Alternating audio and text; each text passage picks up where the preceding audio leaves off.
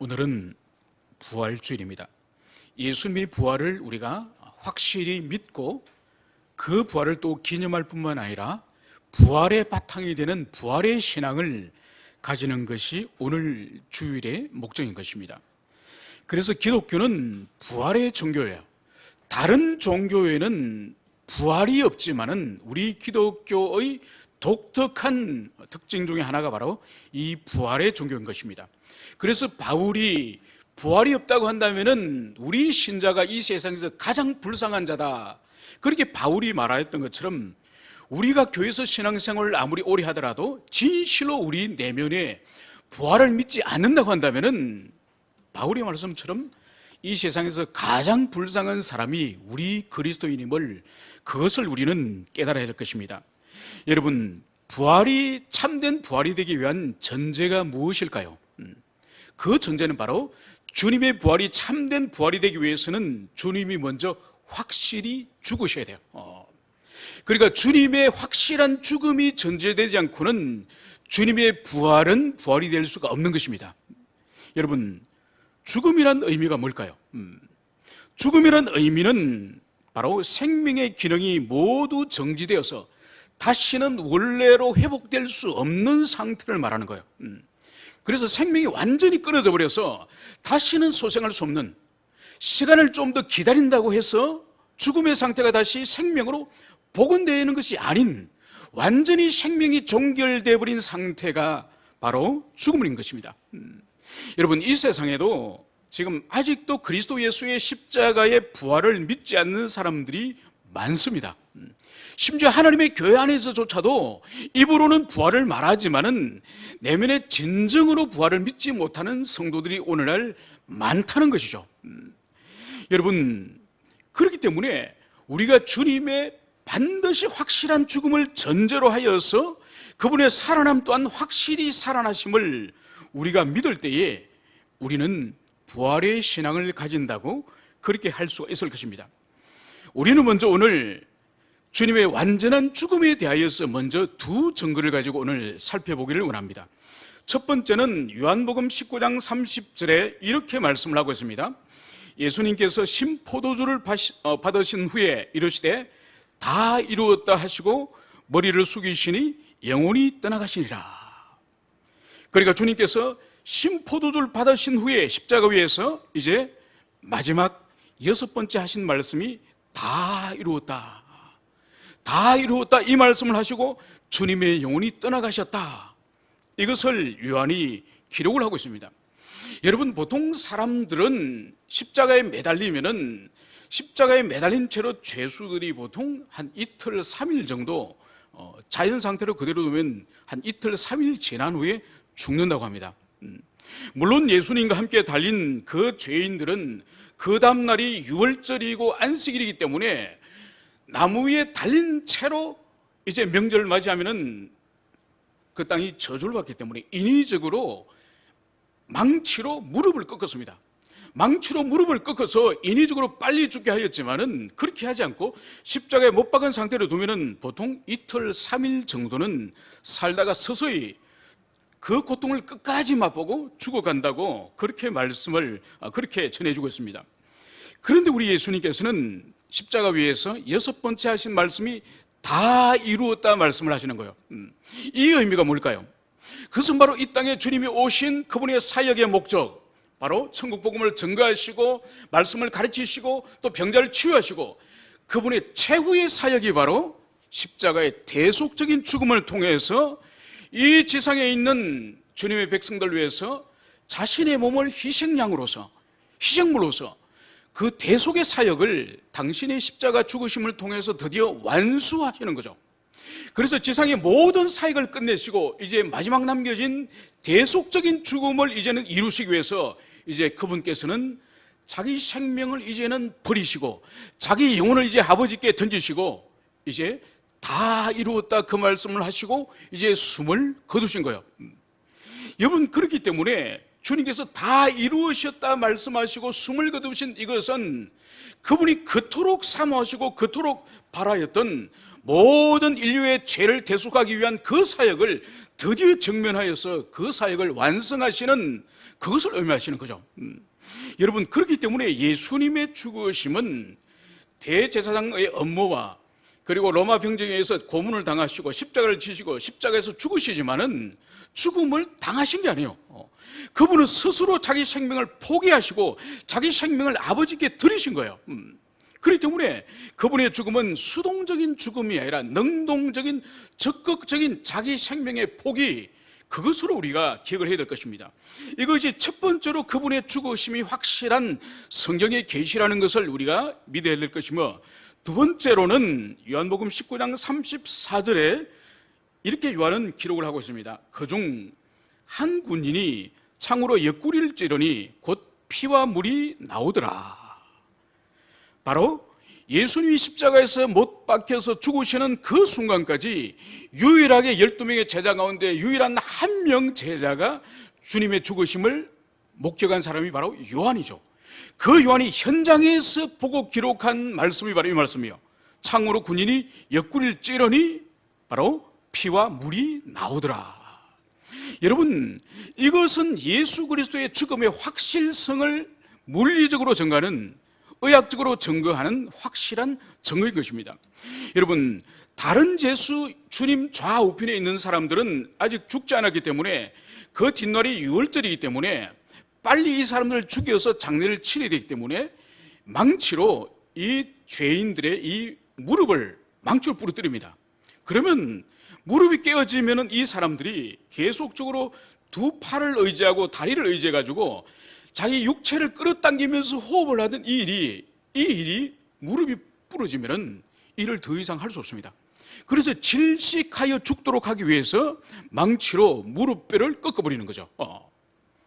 그런데 오늘 우리 주님은 이 병사들이 가보니 이미 숨이 진 거예요. 이미 생명을 떠났기 때문에 이 병사가 무엇을 했는가 하니까 날카로운 창을 가지고 우리 예수님의 옆구리를 찔러가지고 심장을 터뜨린 거예요. 그 심장을 터뜨릴 때 일어난 일이 바로 피와 물이 나오더라. 심장을 찔렀는데 여러분, 피와 물이 나오더라는 의미가 뭘까요? 여러분, 살아있는 사람의 심장을 창으로 찌르면은 거기서 시뻘건 서늘의 피가 나옵니다. 그런데 사람이 죽어버리면 심장의 이 기능이 멈춰버리고, 그러면 심장 속에 있던 이 피가 조용히 이제는 움직이지 않으면은 이제 혈청, 피덩어리가 아래로 깔아앉습니다. 피덩어리는 깔아앉고 이 심장 안에 위에는 맑은 액체, 물 같은 맑은 액체가 있는 거죠. 그래서 창으로 심장을 찔러버리면 살아난 사람은 피가 쏟아지지만은 죽은 사람에게는 이 피덩어리와 물이 같이 쏟아지는 거예요. 그것을 현장에서 발견한 요한이 바로 군인이 창으로 옆구리를 찌르니 피와 물이 나오더라. 그러니까 창으로 찌른 그 순간 이미 예수님은 상당한 시간 전에 이미 심장이 멈춰버리고 이미 죽어 있는 상태로서 혈청과 물로서 분리된 상태에 있음을 현장에 있는 오늘 요한이 그것을 기록한 거예요. 그렇기 때문에 예수님의 죽으심은 확실한 죽음이에요. 그것을 믿지 않는 사람들은 주님이 기절하여 있다가 시원한 무덤 속에서 다시 정신이 깨어났다고 그렇게 증거하고 있지만은 성경은 주님의 죽으심에 대해서 확실하게 증거하고 있음을, 이것을 전제로 우리가 부활을 오늘 살펴봐야 할 것입니다. 오늘 28장 1절에서는 오늘 마태는 이렇게 기록을 하고 있습니다. 안식일이 다 지나고 안식 후 첫날이 되려는 새벽에 막달라 마리아와 다른 마리아가 무덤을 보려고 갔더니, 여러분, 오늘 이 시점은 안식 후 첫날 새벽이라고 기록을 하고 있습니다. 그러니까 주님이 죽으시는 그날이 금요일이죠, 그죠? 그래서 그날 해질 무렵부터 이제 안식일이 시작되니까 한 오후 3시경에 주님이 운명을 하지 않습니까, 그죠? 그리고 안식일이 시작되는 시간이 한 오후 한 6시 정도 되고 한 3시간 어간 동안에 지금 시체를 달아내리고 시체를 장례를 치르는 그 절차를 거칩니다. 그리고 하루 온종일 안식일을 이제 지나고, 그리고 안식일이 지난 그 다음날 바로 새벽, 우리 오늘의 시간을 친다면은 오늘 이 주일이죠, 그죠? 이 주일 새벽을 말합니다. 이 새벽에 오늘 막달라 마리아와 다른 마리아가 무덤을 버리고 갔다고 성경은 기록을 하고 있는 것이죠. 여러분 놀랍지 않습니까? 다른 사도들은 잠들어 있는데, 다른 많은 제자들은 잠들어 있는데, 오늘 두 여인이 오늘 주님의 무덤을 향해서 오늘 그 새벽에 갔다고 오늘 기록을 하고 있는 거예요. 여러분, 이 두 여인 가운데서도 오늘 막달라 마리아 이름을 제일 앞세우고 있는 것을 볼 수 있습니다. 여러분, 우리 주님의 생애 가운데 가장 비참한 삶을 살았던 그 시대 인생들 가운데서 바디메오도 있고 소경도 있고 다른 안전병이들도 있고 문둥병 환자도 있고 많은 그런 비참한 삶을 사는 사람들이 있지만은 이 막달라 마리아 또한 얼마나 비참한 인생을 살았습니까? 여러분, 이 여인은 그 사람 속에 7 귀신이 들어있어서 7 귀신이 이 막달라 마리아 인생을 역사하던 그런 여인이에요. 그러니까 이 사람이 얼마나 비참한 가운데에 제정신이 없이 몰골이 비참한 상태, 또 인격과 정신이 비참한 상태로 이 사람이 살았습니까? 그래서 막달라 마리아만 지나가면 사람들이 귀신 들린 미친 여자라고 얼마나 사람들이 비난하고 조롱하고 모욕을 하면서 그렇게 살았겠습니까? 그 여인을 모든 세상 사람들은 비난하고 정죄하고 저주를 했지만은 우리 예수님 만나면서 귀신이 떠나가고 그가 온전한 인격이 되고 그리고 예수님을 사랑하면서 그 사람의 삶이 회복된 거죠. 그래서 이 지상에 어떤 사람보다가 우리 예수님을 사랑하고 우리 예수님을 위해서 자기 인생을 전부를 던진 사람을 꼽아라고 한다면은 아마 이 막달라 마리아가 어떠미 가지 않을까 싶습니다.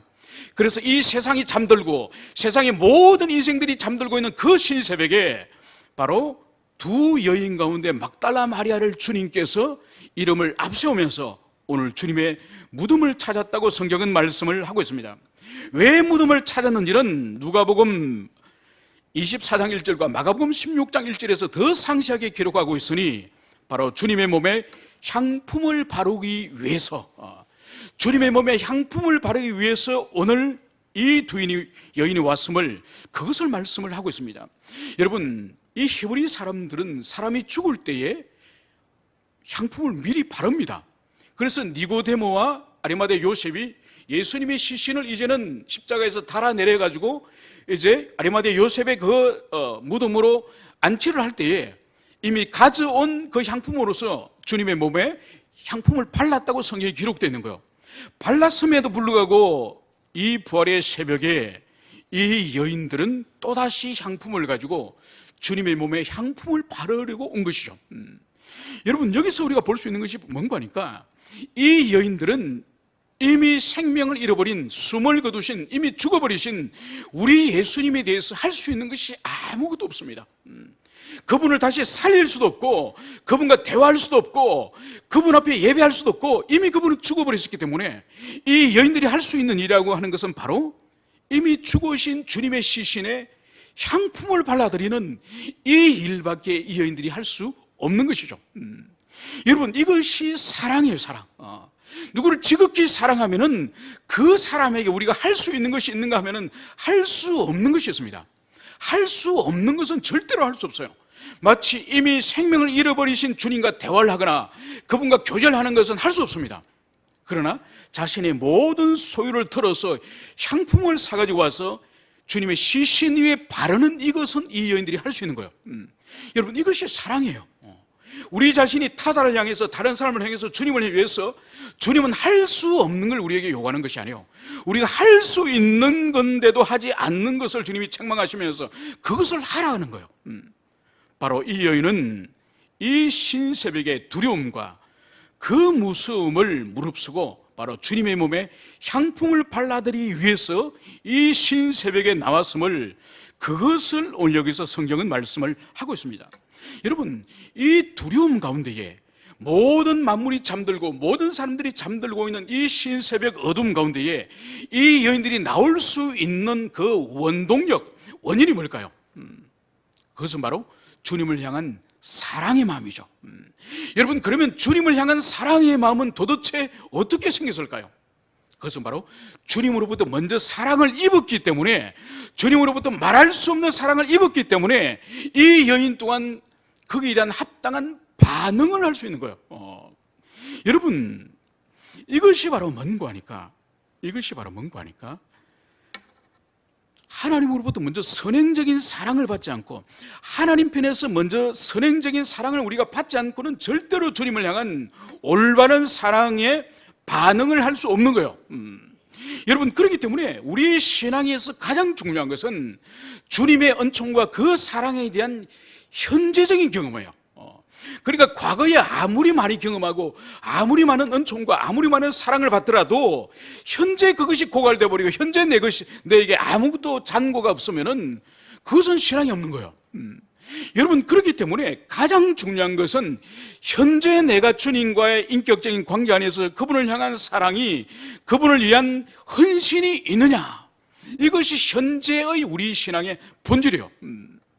여러분, 주님께서는 어떤 사람은 많이 사랑하고 어떤 사람은 조금 사랑하고 이거 없습니다. 주님이 우리를 향한 사랑은 다 무한대의 사랑이에요. 우리가 감당할 수 없는 십자가의 은총을 통해서 영생을 주시고 하나님께서 아버지를 죽이면서 우리를 살리셨으니 그 사랑은 다 무한대의 사랑이에요. 그런데 무한대의 사랑을 받았는데 우리가 주님을 향한 사랑은 너무나도 가부장적이에요. 그러니까 사람들마다 다르기도 하고 같은 자기인데도 1년 전에 주님을 향한 사랑과 지금 사랑이 또 다른 거예요. 너무나도 가변적이에요. 이것의 본질이 바로 뭔가 하니까 현재적인 주님의 사랑이 현재적으로 내가 어떻게 경험되어지고 있느냐, 이것이 우리 현재의 주님을 향한 사랑의 본질이에요. 그렇기 때문에 어떤 사람은 한때 깊이 주님의 사랑을 경험하고 자기 온몸을 불살할 듯이 그렇게 주님 앞에 살았던 인생이 있습니다. 그런데 그런 사람이 세월이 지나면서 주님의 사랑을 다 까먹고 손가락 갖다 가는 것도 싫은 거예요.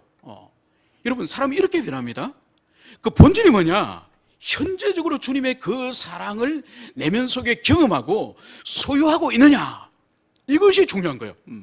바로 이 두 여인이 오늘 이 새벽에 찾아올 수 있는 것은 12제자도 주님의 은총을 입었고 그리고 수많은 사람도 주님의 은총을 입지 않은 사람이 어디 있습니까? 그러나 이 두 여인은 주님의 그 사랑을 특별하게 현재적으로 지금 경험하고 있기 때문에 이 신새벽에 두려움을 무릅쓰고 오늘 나왔음을, 그것을 여기서 볼 수 있습니다. 오늘 2절에 따르면은 오늘 이 여인들이 주님의 무덤을 찾아왔을 때에 오늘 큰 지진이 일어났다고 오늘 성경은 말씀을 하고 있습니다. 이 마태복음에서는요 27장에 주님이 십자가에서 숨을 거두시는 운명하는 그 시점에도 지진이 일어났습니다. 이 마태복음은 특별히 유대인들을 향한 복음이지 않습니까? 그죠? 마태가 유대인을 향한 복음이기 때문에 이 마태복음을 기록할 때는 구약 성경을 잘 알고 있는 이 유대인을 향해서 주시기 때문에 지진이 의미하는 바를 이 유대인들은 알고 있을 것입니다. 여러분, 구약 성경에서 지진에 관한 부분들이 어디에 있을까요? 구약 성경에서는 지진에 관한 부분이 첫 번째로 모세가 출애굽하여서 시내산에서 율법을 받기 전에 이스라엘 백성들이 시내산으로 다 민족이 나갈 때에 그 산꼭대기에 바로 연기와 불과 함께 강력한 지진이 일어납니다. 그래서 그 지진 앞에 백성들이 다 두려워하는 거죠. 그리고 그 다음에 강력한 지진이 또 어디에서 기록되어 있죠? 엘리사가 이제 로뎀나무 아래에서 회복되어지고 이제 그가 이제는 호렙산에 가서 호렙산 동굴에서 주님을 이제 만날 때에 그때 강력한 지진이 일어나서 바위와 돌멩이들이 날아다니는 그런 역사를 경험합니다. 그래서 구약 성경에서 이 지진이라는 것은 바로 하나님의 현현, 하나님의 나타나심을 증거하는 것이 바로 이 지진과 함께 동행함을, 그것을 보여주고 있습니다. 그래서 예수님의 이 부활의 사건은 구약의 하나님의 임재와 하나님의 현현처럼 바로 이 부활 또한 하나님의 임재의 능력 가운데 일어남을, 그것을 여기서 마태는 기록을 하고 있는 것이죠. 이제 이 여인들이 이 지진과 함께 경험하는 것이 바로 뭔가? 하나님의 천사가 하늘에서 내려와서 무덤 입구를 막고 봉인된 거대한 돌을 굴려놓고 이제 그 돌 위에 이제 하나님의 천사가 돌 위에 앉아있는 이 모습을 오늘 여인들이 보았음을 마태는 그것을 기록을 하고 있습니다. 여러분, 예수님은 이제는 무덤 속으로 안치를 하고 그 무덤 밖에 거대한 돌문을 이제 막습니다. 그리고 이 돌문에는 이 돌문을 봉인을 하는 거죠. 왜냐하면 예수님이 살아계실 때에 당신께서 내가 3일 만에 부활하실 것을 당신이 말씀했지 않습니까? 그런데 제자들은 이 주님의 말씀을 별로 신경을 쓴 것 같지 않아요. 그런데 오히려 대제사장들이 예수님이 3일 만에 부활할 것에 대해서 이 사람들이 오히려 신경을 쓰는 거죠. 그래서 이 무덤 속에 있는 시신이 도적질을 당할지 모른다, 사라질지 모른다, 이런 염려 가운데 있었기 때문에 바로 무덤을 아무도 들어가지 못하도록 봉인을 한 거죠. 그래서 로마 병사들이 로마의 총독의 이름으로 봉인을 했던 거예요. 그런데 하늘에서 천사가 내려와서 이 봉인된 무덤에 이 돌을 옮겨버리고 그 돌멩이 위에 천사들이 오늘 앉았다고 그것을 말씀을 하고 있는 겁니다. 여러분, 이것이 의미하는 바가 뭘까요? 로마 총독의 이름으로 봉인된 이 바위 위에, 돌멩이 위에 하나님의 천사가 앉아있는 이 의미가 하는 것이 뭘까요?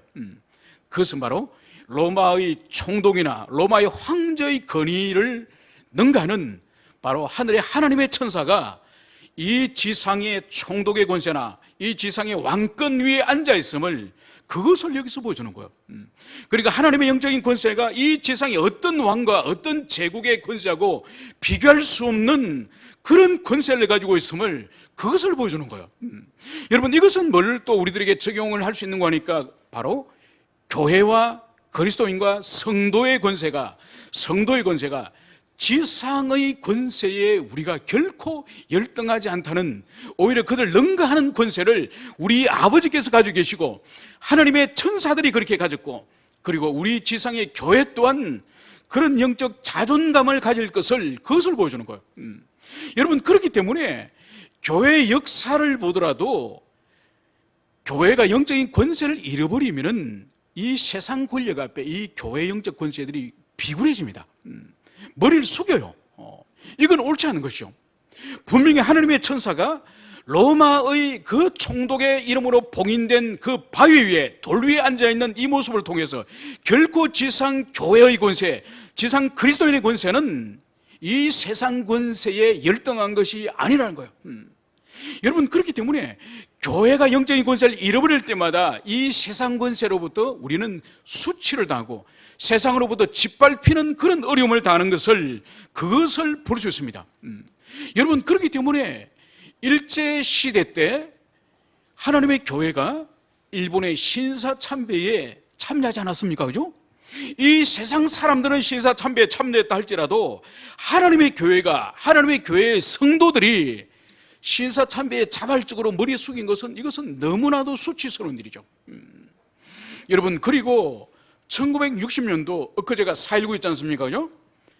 4.19 일어나기 며칠 전에 3.15 부정선거를 하고 나서 세상이 한참 시끄러울 때에 서울의 판도 호텔에서 전국의 장로들이 다 모여가지고 무엇을 했는가 하니까, 그날 기도회를 하면서 우리는 어떤 일이 있더라도 이 자유당 정권을 지지한다. 세상에서는 시위가 일어나고 부정선거로 온 세상이 시끄러운데 바로 정권을 이 기독교회가 지지한다는 성명을 발표했습니다. 얼마나 부끄러운 일이에요. 왜 세상 권세에 교회가 머리를 숙입니까? 세상 권세가 하나님의 말씀대로 바르게 하면 옳다 그러고, 그들이 바르게 하지 않고 정의롭지 않으면 옳지 않다고 노라고 말하는 것이, 그것이 하나님의 교회죠. 왜 세상 권세에 머리 숙이면서 그렇게 하고 있습니까? 여러분, 오늘날도 마찬가지예요. 오늘날도 1년에 국가기관 법원에 교회의 분쟁들, 교회 안에서 일어난 이런저런 모양의 분쟁으로 국가의 법원에 소송을 제기하는 것이 수천 건이 된다 그래요. 그러니까 각 개교회의 당회라든지 노회라든지 총회 안에서 이 문제를 해결하지 못하고 세상 법정으로 가져가서 수천 건의 그런 소송을 이 한국교회가 1년마다 그렇게 하는 거예요. 이것은 뭘 보여주는 거니까, 교회 안에 스스로 문제 해결할 수 있는 자정의 능력을 잃어버렸다는 거예요. 잃어버렸기 때문에 이것을 사람들이 세상 법정에 가져가서 해결해 달라고 세상 판사들에게 그것을 호소한다는 거예요. 이 모든 것들이 교회의 영적인 권세를 잃어버렸기 때문에 일어나는 일이에요. 이것은 참으로 주님 앞에서 우리가 부끄러운 일이 아닐 수 없습니다. 오늘 이 하나님의 천사의 이 모습을 오늘 마태는 번개 같고 그 옷은 눈같이 휘었다, 이 말씀을 기록하고, 이 여인들이 이 하나님의 천사의 이 놀라운 이 모습을 보고 오늘 성경은 그를 무서워하여 떨며 죽은 사람과 같이 되었다, 이렇게 기록을 하고 있습니다. 여러분, 하나님의 천사, 하나님의 천사를 대면한 이 여인들의 이 모습이 얼마나 무서웠는지, 여러분, 성경에는 부활하신 그리스도를 대면한 사람들이 신약 성경에는 두 사도를 기록하고 있습니다. 누가 있습니까? 한 사람은 다메섹을 가던 사도 바울이라고 우리가 요즘 사도행전에서 공부를 하고 있죠, 그죠? 그리고 또 한 사람은 요한계시록 1장에 가면은 사도 요한이 또 부활하신 우리 주님을 또 대면합니다. 여러분, 우리 주님을 대면할 때 일어나는 일이 바로 뭐죠? 그 영광에 압도되는 거예요.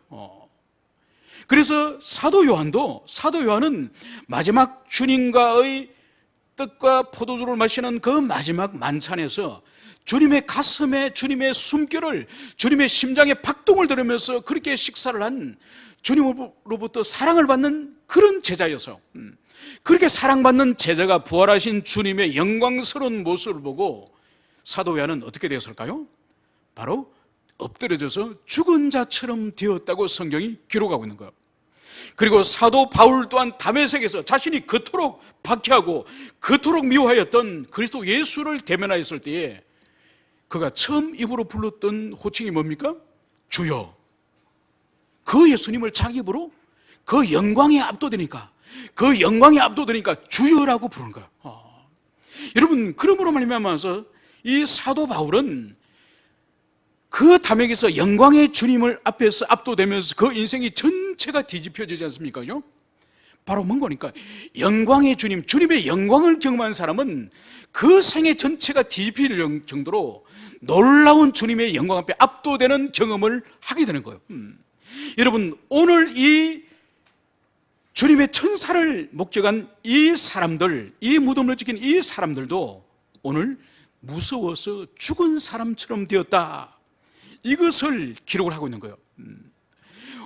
오늘 이 천사들은 이제 이 여인들에게 오늘 메시지를 오늘 주는 것을 볼 수 있습니다.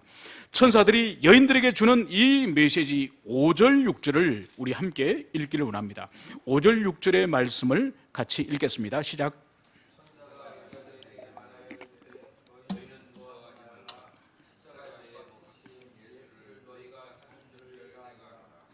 그가 여기 계시지 않고 그가 말씀하신 대로 살아나시느니라. 와서 그가 누우셨던 곳을 보라. 아멘. 오늘 하나님의 천사는 이 두 여인에게, 두려워하고 있는 이 여인에게 명백한 오늘 주님의 뜻을 여기서 말씀을 하고 있습니다.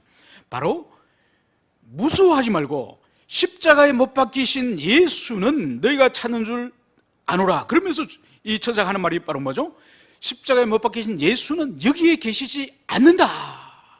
이 무덤 속에 주님이 계시지 않는다. 이 말씀을 오늘 천사가 합니다. 그러면서 그는 살아나셨느니라. 이 무덤에 계시지 않고 그는 살아나셨느니라. 그러면서 이제 그의 여인들에게 그가 누우셨던 곳을 와서 보라. 여러분, 오늘 여인들은 무덤 속에 있는 우리 주님의 몸에 향품을 발라드리려고 왔지만은 오늘 천사들은 이 무덤 속에 오늘 주님이 계시지 않는다. 그는 살아나셨다. 너희들이 와서 눈으로 확인하라. 오늘 이 천사의 오늘 메시지를 오늘 명백하게 마태는 기록을 하고 있는 거예요. 그러니까 부활의 명백한 증거가 무덤이 비었고 무덤 속에 우리 주님의 시신이 사라져버렸고 그것을 지금 천사가 고지하고 있음을, 그것을 여기서 보여주고 있습니다. 여러분, 그래서 바울은 우리 주님을 부활의 첫 열매다, 이 말씀을 하고 있는 거예요. 그래서 이 지상의 모든 인생 가운데에서 죽음을 다 경험하였지만은 그 죽음으로부터 이제 일어난 부활한 첫 열매로서 우리 주님을 오늘 이 천사들이 빈 무덤을 여인에게 보여주면서 왔어 보라, 그는 살아나셨다, 이것을 오늘 천사들은 명백하게 그것을 말씀하고 있는 것을 볼 수 있습니다. 그리고 더 나아가서 이 천사들은 여인들에게 이제 무슨 메시지를 주느냐, 오늘 7절에서 또 빨리 가서 그의 제자들에게 이르되 그가 죽은 자 가운데서 다시 살아나셨고 너희보다 먼저 갈릴리로 가시나니 거기서 너희가 배우리라. 이제 이 천사들은 이 여인들에게 빨리 제자들에게 가라는 거예요. 빨리 제자들에게 가서 이제 제자들에게 알려줄 두 메시지가 있는 거예요. 그 메시지가 바로 예수님은 살아나셨다는 거예요. 예수님은 살아나셨고, 두 번째로 이 제자들이 가서 전가할 메시지가 바로 갈릴리로 주님은 가실 거라는 거죠. 갈릴리로 주님이 가셔서 그곳에서 제자들을 만나실 거라는 거예요. 이것이 바로 여인들이 주님의 제자들 향해서 가서 증거해야 될 그 메시지라는 것을 우리는 알 수가 있습니다. 여러분, 이 여인들이 슬픔 가운데서 자신들이 할 수 있는 일이라고는 주님의 시신을 이제는 다시 향유를 발라드리는 그 일밖에 없었는데, 그런데 지진과 함께 이제 무덤의 문이 열리면서 하나님의 천사가 그 위에 앉아 있으면서 천사를 통해서 주님이 살아나셨고, 그리고 너희들보다 먼저 갈릴리로 가실 거라는 이 말씀을 이 여인들이 들었을 때에 얼마나 이들이 놀랍고 얼마나 두려우며 또 얼마나 그들에게 기쁨이 충만하였겠습니까? 그래서 오늘 성경은 이 여인들이 무서움과 큰 기쁨으로 빨리 무덤을 떠나서 다름질할세, 이렇게 기록을 하고 있는 것이죠. 그러니까 그 여인의 내면의 두려움과 또 주님이 살아나셨다고 하는 이 메시지에 이 기쁨과 두려움이 얼마나 그 내면 가운데 가득했겠습니까? 그래서 오늘 성경은 이 여인들이 다름질하고 있다고 그것을 기록을 하고 있는 것입니다. 여러분, 이 여인들이 이제 제자들을 향해서 달려가는 이 길에 이제 오늘 더 놀라운 일을 성경은 기록을 하고 있습니다. 이 메시지를 가지고 이 신새벽에 다름질하는 이 여인 앞에 오늘 성경은 부활하신 예수님이 오늘 직접 나타나셨음을, 그것을 오늘 여기서 기록을 하고 있는 것이죠. 오늘 예수님은 이 여인들에게 9절에서 평안하냐, 평안하냐, 이것을 오늘 묻고 있습니다. 여러분, 그런데 오늘 이 우리 한글 성경은 이 번역이 좀 적절하지 않습니다. 오늘 주님께서 평안하냐 이렇게 물으셨는데 이것은 샬롬하냐라고 물으신 것이 아니에요. 이것은 카이로라고 하는 헬라어를 사용하는데 이것은 평안이라기보다는 더 적절한 뜻이 기뻐하다, 이 뜻이에요. 그리고 이것은 의문문형으로서 평안하냐고 물으신 것이 아니에요. 명령문이에요, 명령문. 그렇다고 한다면 이것이 더 적절한 번역은 너희는 평안하냐가 아니라 너희는 기뻐하라. 지금 두려워서 지금 메시지를 가지고 제자들에게 달려가는 이 두 여인을 향해서 예수님을 만난 이 여인에게 우리 주님이 너희는 기뻐하라, 기뻐하라고 이것을 명령하고 있음을, 그것을 우리는 볼 수 있습니다. 여러분, 왜 예수님께서는 이 여인들에게 기뻐하라고 말씀을 하셨을까요? 그것은 바로 마음에 두려움이 있고 마음에 여전히 의구심이 있고, 그리고 한편으로는 마음에 주님의 부활에 대한 메시지를 들은 기쁨이 있지만은, 그러나 이 내면 가운데 무엇보다도 예수님이 다시 살아나신 것은 죄와 사망의 권세로부터 이제 이겼었기 때문에, 부활의 첫 열매가 되었기 때문에 더 이상 인생들은 죄와 사망의 노예로 살 필요가 없기 때문에 이제 내가 부활하기 때문에 너희들은 이제 기뻐하라, 이것을 주님이 말씀하시는 거예요. 여러분, 인류에게 있어서 죄와 사망은 인류의 첫 조상인 아담 이후로부터 장구한 인류의 긴 역사 가운데서 사망과 죄의 사슬에 의해서 인생들은 끊임없는 갈등과 결핍과 고통 가운데 살아왔습니다. 그런데 주님의 부활을 통해서 이제 죄와 사망의 권세가 이제는 결박을 당하고 오히려 해방을 인간들이 얻을 수 있는 그 새로운 시대가 열렸기 때문에 이제 주님께서는 여인들 향해서 이제는 너희들이 기뻐하라, 의심하거나 두려워하지 말고 이제는 기뻐하라. 기쁨의 시대가 열렸다. 이것을 오늘 주님께서 기뻐해야 될 이유를 오늘 여기서 말씀하고 있음을, 그것을 우리는 기억해야 될 것입니다. 이제 이 여인들은 오늘 나타나신 우리 주님을 향해서 발을 붙잡고 경배하였다고 성경은 기록을 하고 있습니다. 여러분, 여기서 우리가 먼저 주목할 것은 바로 여인들이 주님의 발을 붙잡았다는 거예요. 발을. 여러분, 이 마태가 주님의 발을 여인들이 붙잡았다고 기록한 이것은 매우 중요한 의미를 가지고 있습니다. 왜냐하면 주님이 이 땅에 성육신을 부인하는 사람들이 그 당시에 많았습니다. 그리고 주님의 죽음과 함께 부활을 부인하는 사람들이 많았습니다. 그래서 실제적으로 육체를 입지 않은 주님, 그리고 실제로 육체를 입지 않으신 부활하신 주님을 믿는 사람들이 있었다는 거죠. 그렇기 때문에 오늘 여인이 우리 주님의 육체의 일부분인 발을 잡았다고 하는 것은 주님의 성육신과 그분의 부활하심이 확실히 육체를 가진 부활임을, 그것을 보여주는 것이라고 할 수 있습니다. 여러분, 오늘날도 우리 주님의 부활이 육체의 부활을 믿지 않는 사람들이 상당히 많습니다. 그러니까 주님이 이 땅에서 부활한 모습처럼 보이지만 사실상 그것은 환영에 불과하다, 환상에 불과하다, 그렇게 사람들이 생각을 많이 합니다. 그리고 그것은 예수님 시대 때 특별히 가연설이라 그래가지고 예수님의 육체 입은 모습은 실제적인 육체가 아니라 육체처럼 보일 뿐이다, 그런 신학적인 움직임들이 그 당시에 많았던 것이죠. 그런데 그렇지 않습니다. 성경은 면밀하게 우리가 살펴볼 때에 오늘 여인들이 주님의 발을 잡았던 것처럼, 그리고 주님께서 부활하신 주님 당신의 몸을 제자들에게 창자국과 못자국을 직접 보여주신 것처럼, 그리고 주님께서 제자들과 함께 생선을 드셨던 것처럼, 여러분, 주님의 육체의 부활은 성경이 증거하는 명백한 육체의 부활이에요. 여러분, 육체의 부활이 없다고 한다면 우리에게 구원은 있을 수 없는 것이죠. 그분이 참되게 육체로 이 땅에 오셔서 육체로 십자가에 죽으셨고, 그리고 죽으신 그분이 육체로 부활하셔서 그것이 우리에게 참다운 구원의 의미가 있는 것이죠. 여러분, 이제 우리 주님께서는 이제 내 형제들에게 갈릴리로 가라, 이 말씀을 하시면서 이제 거기서 갈릴리에서 나를 보리라, 이 말씀하신 것을 볼 수 있습니다. 여러분, 왜 주님께서 여인들에게 갈릴리로 가라, 갈릴리에서 만나자, 이 말씀을 하셨을까요? 지금까지 주님을 박해하고 주님을 십자가에 못 박았던 제사장과 그리고 바리새인과 서기관이 있는 예루살렘, 그리고 빌라도 앞에서 주님께서 부활의 장면을 보여주지 않으시고 왜 갈릴리에서 부활하신 당신의 모습을 제자들에게 보여주시기를 원하셨을까요?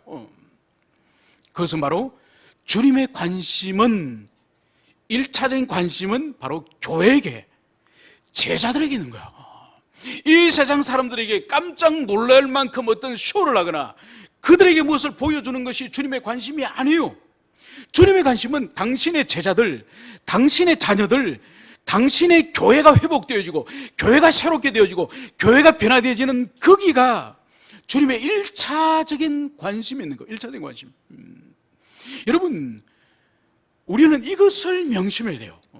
주님은 자나 깨나 밤이나 낮이나 당신의 자녀들, 당신의 교회가 새롭게 되어지고 당신의 교회가 거룩을 회복하고 당신의 교회가 성결하게 되는 여기에 주님의 가장 큰 관심이 있는 거예요.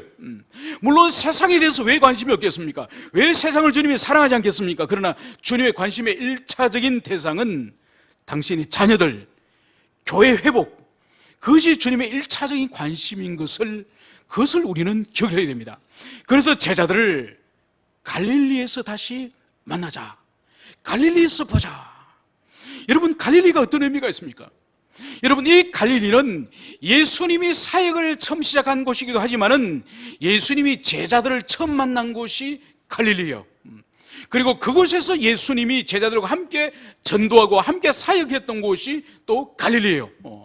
그래서 제자들에게 이제 주님을 부인하고 다 도망치고 다 두려워서 숨어버린 이 실패한 이 제자들에게 이 실패를 딛고 다시 우리가 처음 만났던 그곳에서 다시 출발하자.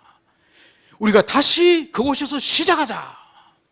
이 의미가 주님께서 갈릴리에서 우리가 만나자, 이 의미가 있는 거예요. 여러분, 그래서 부활하신 예수님께서 부활의 첫 열매로 일어나셔서 제자들에게 제일 먼저 주신 말씀이 바로 갈릴리에서 만나서 다시 새롭게 시작하자, 다시 시작하자. 이것이 우리 주님의 메시지인 그것을 우리는 기억해야 될 것입니다. 오늘 이 부활의 주일에 여러분, 우리 각자 모두에게도 주님께서 처음 만나 주시고, 처음 우리들에게 어떤 은총을 베풀어 주시고, 우리가 어떤 영혼의 상태에 있을 때, 어떤 비참한 상태에 있을 때 우리를 회복시켜 주신 그 은혜의 기억들이, 경험들이 여러분들에게 있을 것입니다. 주님이 부르신 것은 바로 우리를 처음 만나 주시고, 처음 사유해 주시고, 처음 사랑을 경험하게 하신 그때로 다시 돌아가기를 주님은 그것을 원하고 계십니다. 여러분, 10년 가운데에 주님께서 우리를 처음 만나 주셨던, 처음 주님께서 손을 잡아 주셨던, 처음 우리 자신을 이끌어 주셨던 그곳으로 다시 돌아갑시다. 지나간 실패와 지나간 게으름과 지나간 모든 우리의 어리석음을 다 벗어버리고 처음 우리를 만나 주셨던 그 갈릴리로 돌아가서 새롭게 모든 것을 시작하기를 원하시는 이 주님의 음성을 우리가 함께 듣기를 원합니다. 우리 함께 오늘 이 말씀을 기억하며 함께 기도하기를 원합니다.